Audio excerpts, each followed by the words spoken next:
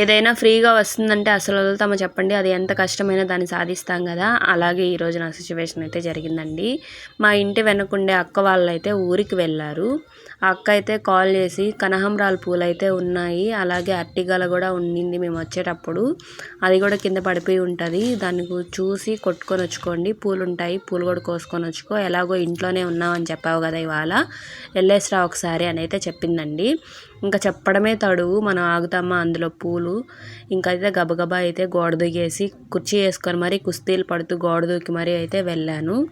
ఇంకా అక్కడికి వెళ్ళే తలకి నాకైతే బిగ్ షాక్ అయితే తగిలిందండి. పూలు ఏమి లేవండి, ఎవరో వచ్చేసి కోసుకొని వెళ్ళిపోయి ఉన్నారు. పూలు అయితే కొద్దిగానే, ఇంకా అరటి చెట్టు కూడా కింద పడిపోయి ఉన్నిందండి. అవైతే పెద్ద ముదరలేదు. ఇంకా అరటిగల్లు అవే తీసుకొని వచ్చి తాలింపు చేసుకుందాంలే అని చెప్పి తీసుకొని వచ్చాను. పూలు అయితే కట్టిన తర్వాత ఇన్నే వచ్చాయండి. అవును, శ్రావణ మాసంలో చేతి నిండా గాజులు వేసుకుంటే చాలా మంచిది అంటారు కదండి. నేనైతే ఇలా వేసుకున్నాను. ఎలా ఉందో కామెంట్ చేయండి.